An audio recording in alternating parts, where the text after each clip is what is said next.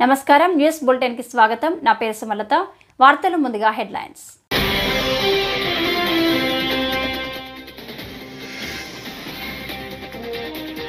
Parliament hall ముందు India కూటమి నేతల ఆందోళన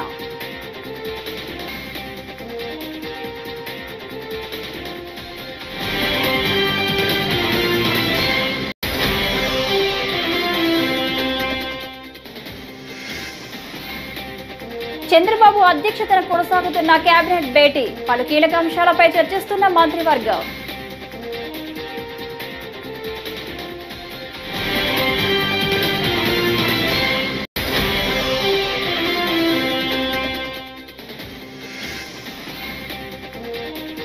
కూటమి ప్రభుత్వాన్ని నమ్మి రైతులు మోసపోయారు కారుమూరి ధ్వజం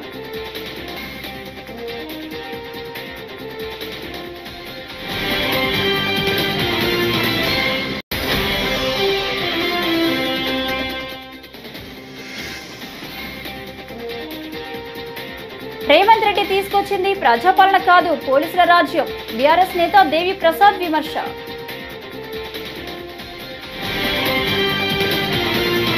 ఇక డీటెయిల్స్ చూస్తే పార్లమెంటు సమావేశాలు నేడు ప్రారంభం కానున్నాయి. ఈ నేపథ్యంలో అదానీ అవినీతి అంశంపై పార్లమెంటులో చర్చించాలని ఇండియా కూటమి నేతలు డిమాండ్ చేశారు. ఈ క్రమంలో పార్లమెంటు ఆవరణలో ఇండియా కూటమి నేతలు ఆందోళన చేపట్టారు. కాగా అదానీ సంస్థల అధినేత గౌతమ్ అదానీపై అమెరికాలోని న్యూయార్క్ కోర్టులో క్రిమినల్ కేసు నమోదైన విషయం తెలిసిందే.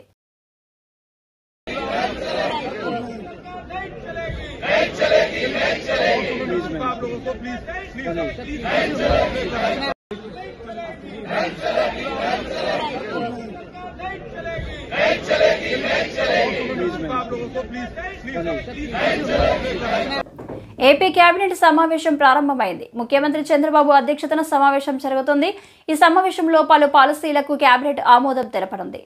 AP textiles and garments policy, IT and global capacity centres policy, ఆర్టీజీని పునర్వ్యవస్థీకరించే అంశం, maritime policy, AP tourism policy, sports పాలసీలపై చర్చించి ఆమోదం తెలపనున్నారు.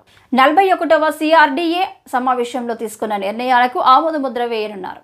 పొట్టి శ్రీరాములు వర్ధంతి అయిన డిసెంబర్ 15వ తేదీని ఆత్మార్పణ దినోత్సవంగా జరిపేందుకు ఆమోదం తెలపనున్నారు.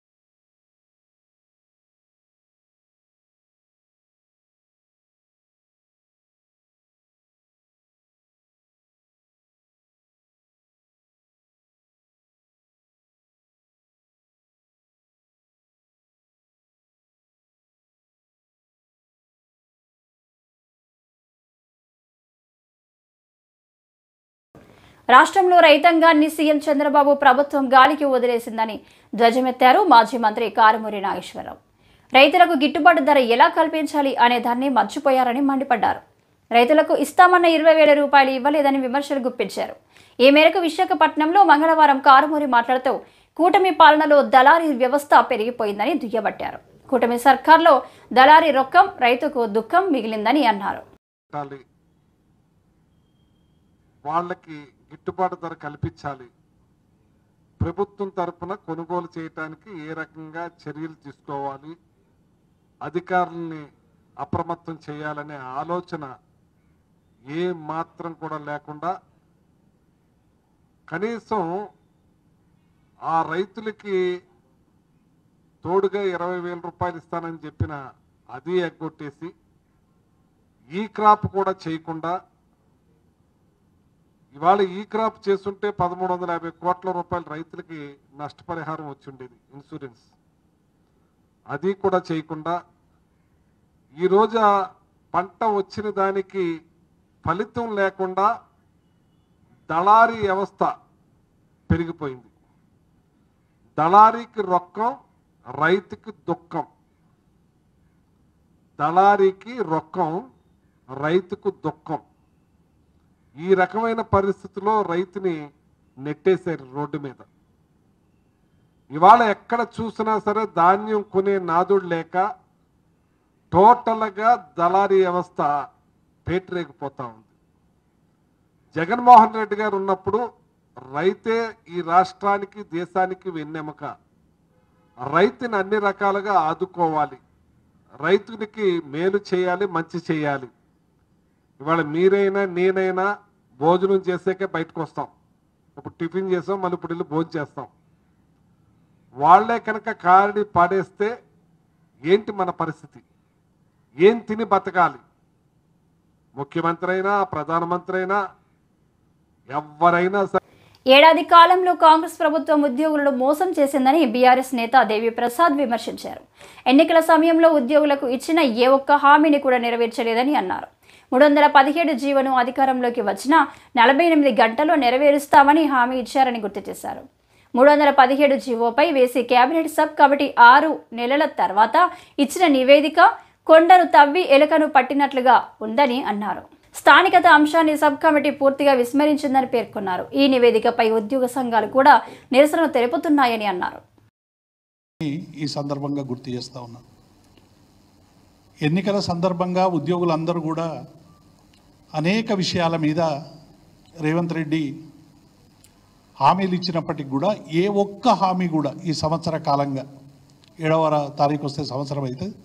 ఈ సంవత్సర కాలంగా ఉద్యోగుల ఉపాధ్యాయుల సమస్యలకు సంబంధించి ఏ ఒక్క ముందడుగు కూడా పడలేదనేటువంటి విషయాన్ని మేము స్పష్టం చేస్తూ ఉన్నాం.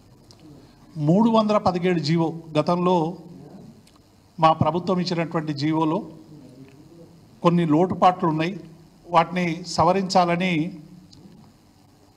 ఉద్యోగ ఉపాధ్యాయ సంఘాలు అనేక రోజులుగా అడుగుతూ ఉన్నాయి. రేవంత్ రెడ్డి గారు మేము అధికారంలో వస్తే 48 గంటల్లో 317 జీవోను సవరిస్తాం, దానివల్ల నష్టపోయినటువంటి కొంతమందికి మేము న్యాయం చేస్తామని చెప్పి వారు ఎన్నికల సందర్భంగా హామీ ఇచ్చారు. అధికారంలోకి వచ్చినాక అన్ని క్యాబినెట్ సబ్ కమిటీలాగే దీని మీద కూడా ఒక క్యాబినెట్ సబ్ కమిటీ వేసిండ్రు. క్యాబినెట్ సబ్ కమిటీ గత 6 నెలలుగా అనేక ఉద్యోగ ఉపాధ్యాయ సంఘాల నుంచి అనేక ప్రజాప్రతినిధుల నుంచి కూడా సమాచారం సేకరించింది. కానీ చివరికి 6 నెలల తర్వాత క్యాబినెట్ సబ్ కమిటీ ఇచ్చినటువంటి నివేదిక కొండను తవ్వి ఎలుకను పట్టినట్టు చందంగా అసలు 317 జీవోకు సంబంధం లేనటువంటి అంశాలని జీవోలో ఇచ్చారు. 243, 44, 45 ఈ 3 జీవోలు ఇచ్చినప్పటికి కూడా అసలు 317 జీవోలు మౌలికకు న్యాయం జరిగే వరకు పోరాటం తప్పదని Janasena party regional coordinator Boina Parvathi Naidu వెల్లడించారు. గుంటూరు జిల్లా పొన్నూరు మండల ఆరెమండ గ్రామంలో 11 రోజుల నుండి భర్త ఇంటి ముందు ఆందోళన చేసిన నేపథ్యంలో ఆమె బాధిత మహిళ మౌలికను మంగళవారం పరామర్శించి మాట్లాడారు. స్థానిక పోలీసులు చొరవ తీసుకుని మౌలికకు న్యాయం చేయాలన్నారు. ఈరోజు పొన్నూరు నియోజకవర్గం ఆరెమండల గ్రామంలో ఒక ఆడపిల్ల మౌలిక ఈరోజు వాళ్ళ హస్బెండ్ 2 years అయింది మ్యారేజ్ అయ్యి, తనకి ఏ తప్పు లేకుండా ఏమి తనదంటూ ఏ తప్పు లేకుండా సడన్గా ఏదో డబ్బులు వ్యవహారం అని లేదా ఇంకొకటని సడన్గా ఆ అమ్మాయిని వదిలే ఇంటి బయట పెట్టేసి వాళ్ళు తాళం వేసుకొని వెళ్ళిపోవడం అనేది నిజంగా చాలా దారుణం అండి. ఇంత సమాజం వృద్ధి చెందుతుంది, మహిళలు ముందడుగేస్తున్నారు. మనం ఎన్ని చెప్పుకున్నా కూడా మహిళలకి ఈ వివక్షత అనేది మాత్రం ప్రతి ఇంట్లో కూడా మనకి తెలియకుండా జరుగుతుంది. ఇప్పుడు ఈ విషయం బయటకు వచ్చింది కనుక మనకు తెలిసింది. ఇలాంటివి ఎన్నో అత్తారింట్లో ఆడపిల్లలు ఈరోజు చాలా కష్టాలు పడుతున్న రోజులున్నాయి. అయితే నిజంగా మౌలిక చాలా ధైర్యంగా నేనే తప్పు చేయలేనప్పుడు పెళ్లి చేసుకొని తనకు నచ్చినట్టు నాకు అవసరం లేదు అనటానికి నాకు రీజన్ కావాలని ఈరోజు క్వశ్చన్ చేస్తుంది. నిజంగా ఆడపిల్లలు ఇలా ముందుకు వస్తేనే రేపు పొద్దున్న ఎవరైనా సరే, ఒకవేళ నువ్వు తప్పు చేయలేదు అన్నప్పుడు నువ్వు ముందుకు వచ్చి మాట్లాడడం నేర్చుకోవాలి. ఎందుకని దాక్కుంటున్నాడు అనేది నేను అడుగుతున్నాను అబ్బాయిని. ఈరోజు మా అందరం మహిళలందరి తరపున ఈ గ్రామం మొత్తం మహిళలు మద్దతుగా నిలిచారు ఆ అమ్మాయికి. మేమందరం కూడా జనసేన పార్టీలో మీ అందరికీ తెలిసిందే, ఆడపడుచుకి ఎక్కడ అన్యాయం జరిగినా కూడా పవన్ కళ్యాణ్ గారి దగ్గర నుంచి మేమందరం కూడా అండగా నిలుస్తాము. ఖచ్చితంగా ఇలాంటి వ్యవహారాలని ఇలా ఆడపిల్లల్ని బాధ పెట్టే విషయాల్ని కూడా మేము తీవ్రంగా ఖండిస్తున్నాము. నిజానికి ఆ అబ్బాయి వచ్చి దీనికి సమాధానం చెప్పాలి. లేని పక్షంలో మేమందరం మౌలికకు అండగా నించుని మహిళలందరం కూడా న్యాయం జరిగేదాకా పోరాటం చేస్తాము. ఎందుకంటే తను ఏ తప్పు లేకుండా అలా వదిలి వెళ్ళిపోతే రేపొద్దున వివాహ వ్యవస్థలో ఎవరికి నచ్చినోడు వాడికి పెళ్లి చేసుకు. రాష్ట్రంలో ఎవరికి వ్యక్తిగత గోప్యత లేకుండా పోయిందని పవన్ కళ్యాణ్ ను ప్రశ్నించారని అనిల్ అనే వ్యక్తిని టార్గెట్ చేశారంటూ వైఎస్ఆర్సీపీ అధికార ప్రతినిధి పుత్తా శివశంకర్ మండిపడ్డారు. మంగళవారం ఆయన తాడేపల్లిలోని వైఎస్ఆర్సీపీ కేంద్ర కార్యాలయంలో మీడియా సమావేశంలో మాట్లాడుతూ అతన్ని బెదిరించి నంబర్ తీసుకుని 25 నిమిషాల్లోనే మొబైల్ ట్రాక్ చేశారని తెలిపారు. లేదు కేవలము ప్రజలను అణిచివేసే నియంతలు మాత్రమే పాలనలో ఉన్నారు అని స్పష్టంగా తెలుస్తా ఉంది. ఎందుకంటే ఎల్లకాలము అధికారము తమ కాళ్ళ కిందే ఉంచుకోవాలనేటువంటి ఉద్దేశంతో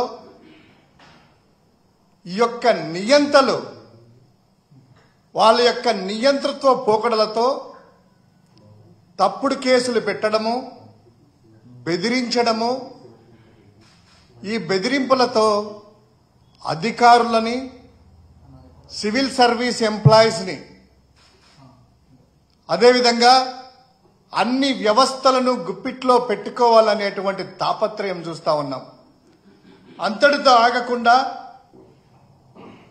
ప్రజలను కూడా తమ కాళ్ళ కింద పెట్టుకోవాలని, ఎవ్వరు కూడాను ఈ ప్రభుత్వాన్ని ఏమీ అనకూడదు, తప్పు చేసినా కూడా చూస్తూ ఉండండి, మా అరాచకాలను కానీ మా విధానాలను కానీ ఎవరైనా తప్పులు పడితే వారికి తగిన శిక్ష వేస్తాము అనేటువంటి ఒక బెదిరింపు ధోరణితో చూస్తా ఉన్నాం.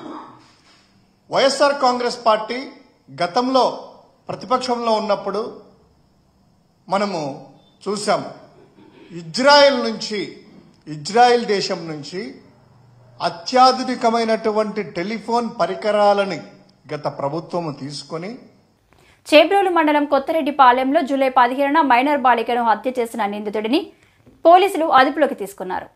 ఈ మేరకు ఎస్పీ సతీష్ కుమార్ సోమవారం గుంటూరు పోలీసు కార్యాలయంలో కేసు వివరాలను వెల్లడించారు. నిందితుడు నాగరాజుతో సన్నిహితంగా ఉంటున్న బాలిక తల్లి మరో వ్యక్తితో కూడా సన్నిహితంగా ఉంటుందని, ఆ వ్యక్తికి బాలిక సహాయం చేస్తున్నట్లు అనుమానించి నాగరాజు ఆ బాలికను హత్య చేశాడని చెప్పారు. చీబ్రోలులో 14 years పాప మర్డర్ జరిగింది. జూలై 15th ఛార్జ్ తీసుకోవడానికి 2 days ముందు జరిగింది. సో దాంట్లో మన ముద్దాయిని అరెస్ట్ చేయడం జరిగింది. సో మనకి ఒక 4 months దగ్గర అయింది అక్యూజ్ అరెస్ట్ చేయడం. సో అక్యూజ్డ్ నరమనోటి నాగరాజు అని చెప్పేసి 44 years old. సో ఈ స్టోరీ కరెక్ట్స్ ఏంటంటే ఈ నరమనోటి నాగరాజుకి తర్వాత విక్టిమ్ అమ్మాయి ఎవరు ఉన్నారో వాళ్ళ మదర్కి ఇల్లీగల్ రిలేషన్షిప్ ఉంటాయి. ఇల్లీగల్ రిలేషన్షిప్ ఉన్న అమ్మాయితో పాటు ఇంకొక వ్యక్తికి సంబంధం ఉంది, దానికి విక్టిమ్ సపోర్ట్ చేస్తున్నారు అనే కోపంతో పాటు ఈ అమ్మాయిని చెప్పేయడం జరిగింది. అది దీని వెనక ఉన్న రీజన్. ఈ వ్యక్తి పైన ఆల్రెడీ 2012లో ఆల్రెడీ ఒక మర్డర్ కేసు ఉండడం ఉంది యాక్చువల్లీ ఇబ్రాహీంపట్నంలో. సో దాని తర్వాత అది కేసు అక్విటల్ అవ్వడం జరిగింది. అది 2012 తర్వాత 2014 బయటకు వస్తారు. జైలు నుంచి బయటకు వచ్చిన తర్వాత 16 చీబ్రోలు వస్తారు. 2016లో చీబ్రోలకు వస్తారు. చీబ్రోలులో 8 సంవత్సరంగా ఉంటారు. ఎవరు విక్టిమ్ ఉన్నారో విక్టిమ్ తల్లితో పాటు రిలేషన్షిప్ లో ఉంటారు. తర్వాత మర్డర్ చేస్తారు. మర్డర్ చేసిన తర్వాత ఇక్కడ నుంచి విజయవాడ నుంచి హైదరాబాద్ హనుమకొండ, తర్వాత హైదరాబాద్ వెళ్ళి మళ్ళీ వైజాగ్ వచ్చి రాజమండ్రిలో ఉన్నప్పుడు మనకి బేస్డ్ ఆన్ ఇన్ఫర్మేషన్, తర్వాత మనం technical analysis and based on information. ప్రభుత్వం పరిపాలనలో విఫలం చెంది వైసీపీపై విమర్శలు చేస్తుందని వైసీపీ గుంటూరు జిల్లా అధ్యక్షుడు అంబటి రాంబాబు ధ్వజమెత్తారు. గుంటూరు సిద్ధార్థనగర్లో క్యాంపు కార్యాలయంలో సోమవారం అంబటి మాట్లాడారు. పవన్ కళ్యాణ్కి ఏమాత్రం అవగాహన లేదని, కాకినాడ పోర్టు నుంచి అక్రమ రవాణా జరుగుతుందని కలెక్టర్ షిప్ సీజ్ చేశారన్నారు. ఆ తర్వాత పవన్ కళ్యాణ్ వెళ్లి రెండోసారి సీజ్ చేయడం చూస్తే నవ్వొస్తుందన్నారు. చీఫ్ మినిస్టర్ వెళ్ళి చెప్తున్నాడు, పౌరశాఖ మంత్రి గారు చెప్తున్నాడు, ఇంకా ఇక్కడ పీడీఎస్ రైస్ బియ్యం విచ్చలవిడిగా జరుగుతూ ఉంది. ఎవరు వైఫల్యం ఇది? జగన్మోహన్ రెడ్డి గారి వైఫల్యమా? వైఎస్ఆర్సీపీ వైఫల్యమా? మీ వైఫల్యం కాదా? పౌర సరఫరాల శాఖ మీరు తీసుకున్నారు. మన చెక్ పోస్ట్ ఉన్నాయి, 2 చెక్ పోస్టులు. ఆ చెక్ పోస్టులు దాటుకు వెళ్ళాలి, మళ్ళా కస్టమ్స్ క్లియరెన్స్ ఉండాలి. అయినా కూడా పీడీఎస్ రైస్ భారీ ఎత్తున ఎగుమతి జరుగుతూ ఉంది ఇతర దేశాలకి అనేటువంటి మాట మీరు మాట్లాడుతున్నారంటే అది నాట్ ఫీలింగ్. మీకు సిద్ధి అనిపించడం లేదా? ప్రభుత్వం మీకు వచ్చిన తర్వాత కూడా ఇంకా మీ పీడీఎస్ రైస్ ఆపలేకపోయారే మీ భాషలో. అది అంటే అంత కత్తుపోతే 20 మంది కానిస్టేబుల్ సార్ ఎంతమంది పెట్టాలి? పెట్టు, 2 లక్షల మంది పెట్టు. ఎవరు కదన్నాడు? ఇప్పుడు మీ అధికారం వచ్చింది కదా, 5 మాసాల నుంచి పరిపాలన చేస్తున్నారు కదా, ఎందుకు మీరు పెట్టడం లేదు? తిరుచానూరు శ్రీ పద్మావతి అమ్మవారి కార్తీక బ్రహ్మోత్సవాల్లో 6వ రోజైన మంగళవారం సాయంత్రం గరుడ సేవను పురస్కరించుకొని శ్రీవారి స్వర్ణ పాదకుల ఊరేగింపు వైభవంగా జరిగింది. తిరుమల శ్రీవారి ఆలయం నుండి స్వామివారి స్వర్ణ పాదుకలను మొదట తిరుచానూరులోని పసుపు మండపం వద్దకు తీసుకువచ్చారు. అక్కడ ప్రత్యేక పూజలు నిర్వహించిన అనంతరం మంగళ వాయిద్యాలు, భజనలు, కోలాటాల నడుమ ఊరేగింపుగా అమ్మవారి ఆలయంలోకి తీసుకెళ్లారు.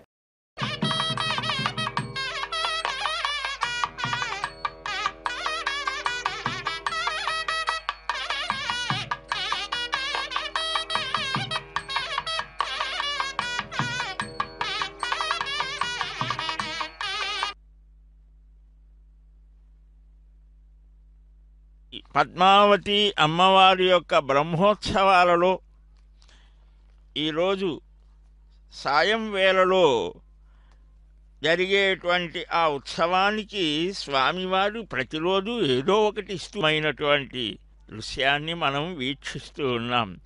పుట్టినిల్లు క్షీరాబ్ధిపై మెట్టినిల్లు పరమకు ఉండేటువంటి విశేషం చాలా గొప్పదిట. ఎందువల్లనంటే ఆ పాదాలే కాళీని పడగల మీద నాట్యం చేశాయి. ఆ పాదాలు అహల్యని ఉద్ధరించాయి. ఆ పాదాలు ఆ బలిచక్రవర్తి శిరస్సున నిలిచాయి. ఆ పాదాల నుంచే ప్రభవించింది గంగ, పవిత్రం చేస్తోంది. ఆ పాదాలకు ఉన్నటువంటి విశేషాన్ని చూసి అమ్మ మురిసిపోయి, స్వామి నీ స్వరూపంలో విశేషమైనటువంటి ఆ పాదాలు ఎప్పుడు కూడా తులసితో నిండిపోయి ఉంటుందయ్యా, కానీ నేను కూడా మీ ప్రపత్తి మనం చేయాలి. అందుకనే ఆ శ్రీనివాసుడు స్వయంగా తన పాదుకలను, స్వర్ణ పాదుకలని పంపించారు. ఆ పసుపు మంటపం దగ్గర నుంచి ఆ పాదాలని ఉత్సవంగా తీసుకొని వెళ్ళడం. ఆ గరుడ సేవలో ఇద్దరూ కూడా గరుత్మంతుణ్ణి అధిరోహిస్తారు కదా. ఆ ఇద్దరిలో మరి ఒకరు దేవలోకం నుంచి బంగారు కమలాలు తెచ్చి ఆ మహాలక్ష్మి మంత్రాన్ని జపించి అర్చించు అనంటే ఆ స్వర్ణ కమలంలో 16 ఏళ్ల కన్యకగా శ్రీ మహాలక్ష్మి ఆవిర్భవిస్తోంది అని అశరీరవాణి చెబితే ఇక్కడకు వచ్చాడట శ్రీనివాసుడు. కుంతాయుధంతో తటాకాన్ని త్రవ్వాడు, వాయువుని స్మరించాడు, ఇంద్రానుమతితో దేవలోకం నుంచి బంగారు కమలాలు తెప్పించాడు, స్వర్ణ కమలాన్ని ప్రతిష్ఠించాడు.